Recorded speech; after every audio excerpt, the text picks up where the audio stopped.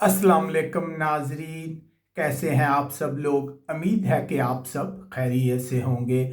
मैं हूं आपका मेज़बान परवेज़ इकबाल।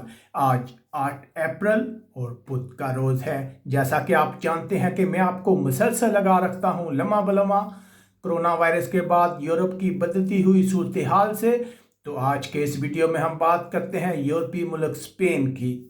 स्पेन के हकाम का कहना है कि कोरोना वायरस से मुतासरा अफराद की तादाद लाखों में हो सकती है।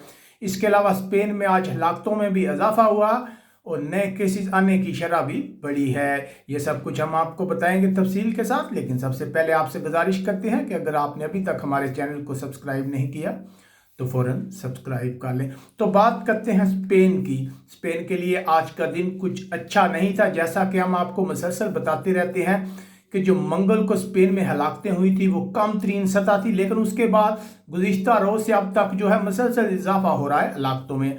अगर गुज़िश्ता 24 घंटों की बात की जाए तो तकरीबन मज़ीद 743 अफराद हलाक हो गए हैं, जिसके बाद स्पेन में हलाकतों की तादाद 4748 हो चुकी है।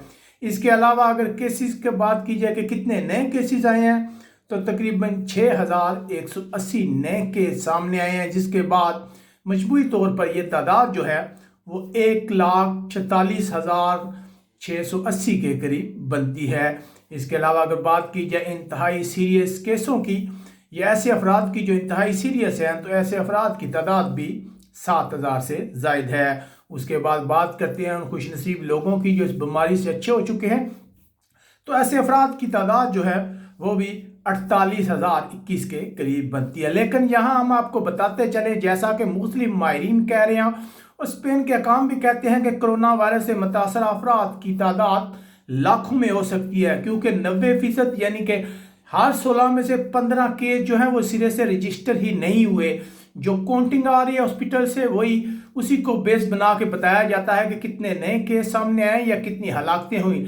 लेकिन बहुत से ऐसे केस हैं, ऐसे लोग हैं जिनमें ये वायरस है, उनके अभी तक टेस्ट नहीं हो सके।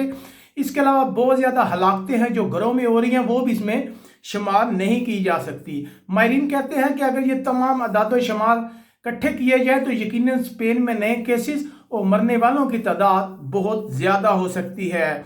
यकीनन ये एक परेशानी की बात है। इसके अलावा गवर्नमेंट मंसूबा बना रही है कि मजीद जो 30,000 ख़ानदान हैं उनके टेस्ट लिए जाएँ। तकरीबन जो है 62,400 अफराद के जो है टेस्ट किए जाएँ, ताकि पता लगाया जा सके कि हॉस्पिटल्स के बाहर जो है इसकी कितनी मिकदार है। क्योंकि गवर्नमेंट का कहना है कि बहुत से लोग जो अभी तक हॉस्पिटल्स में नहीं पहुंच रहे रश की वजह से, अब गवर्नमेंट जो उन लोगों के घरों में जाकर टेस्ट करने का इरादा रखती है ताकि इस बीमारी का पता चलाया जा सके। क्योंकि कहा जाता है कि इस बीमारी का फैलाव बहुत ज़्यादा है। जो सरकारी अदाद शुमार बताए जाते हैं उससे कई ज़्यादा लोग हलाक हो चुके हैं।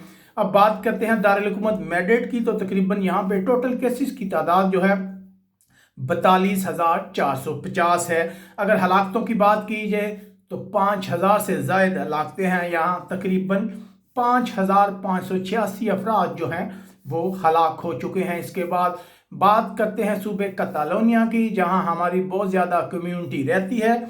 तो यहाँ तकरीबन अब तक 29,647 के सामने आए हैं। अगर हलाकतों की बात की जाए तो यहाँ भी हलाकतों की तादाद जो है वो 3,000 से अबव है।